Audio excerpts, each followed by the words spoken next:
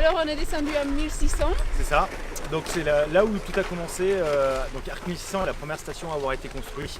Elle a été inaugurée en 1968 et vous pouvez admirer derrière nous en fait le premier bâtiment qui est la coupole, qui a donné tout son sens au logo des arcs puisque c'est une coupole. Et l'architecture à l'intérieur fait en sorte qu'on a vu le logo se dessiner à l'intérieur.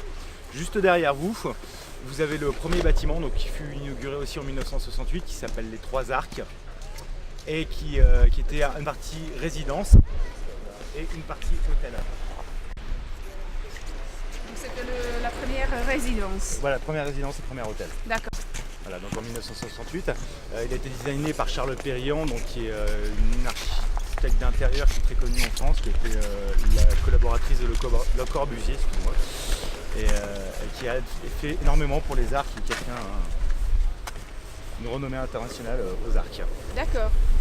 Donc c'est bien ici que tout a commencé. C'est ça. Super.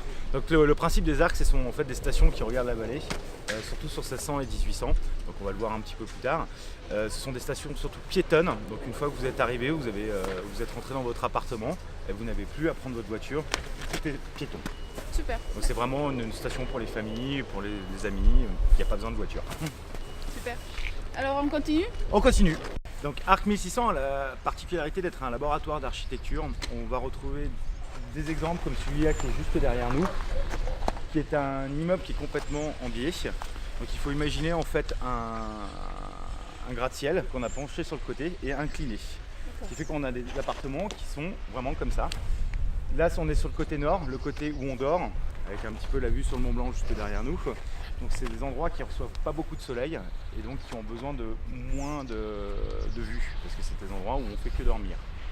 Et donc on a la face sud qui est juste derrière nous, donc qui est la face au soleil, où le soleil passe toute la journée.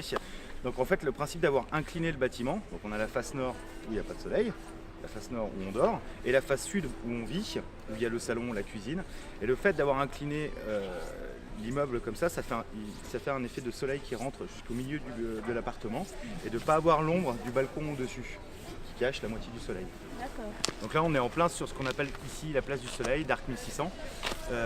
Donc c'est une place où on vit, où on vient manger, où on vient acheter son journal.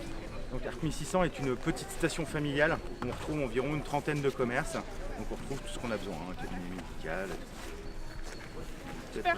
Super. Donc en fait Arc 1600 est constitué de deux fronts de neige. Le premier qui est juste derrière nous, qui est un front de neige on va dire plus typé débutant. Parce que juste derrière on a le jardin d'enfants et c'est qui dessert juste une petite piste bleue.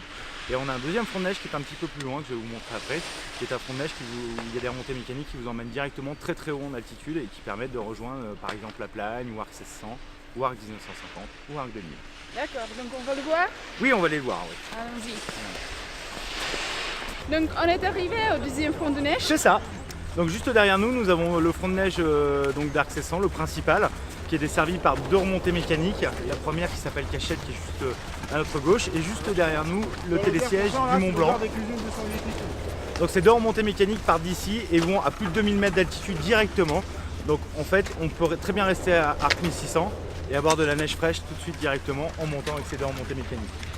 Super. Alors on va skier un peu? Pas tout de suite encore, j'ai une petite dernière surprise, enfin une petite dernière chose à vous montrer et après direct on va aller skier. Juste derrière nous, nous avons le funiculaire. En fait, le funiculaire est une exclusivité aux Arcs, une exclusivité européenne. Ce funiculaire en fait dessert la ville de Bourg-Saint-Maurice. Donc, ce qui fait qu'en fait on peut résider à 800 mètres d'altitude et venir directement skier à 1600 mètres et plus haut via les remontées mécaniques. Donc ce funiculaire en fait il marche tous les jours de 7h30 le matin à 20h le soir et ça marche toutes les 20 minutes. Autre avantage aussi de ce funiculaire, c'est qu'il est relié à la gare SNCF, à la gare de Bourg-Saint-Maurice, qui est une gare internationale qui reçoit des TGV de Paris, de Londres, d'Amsterdam et de Bruxelles. Donc on a une gare internationale à Bourg-Saint-Maurice.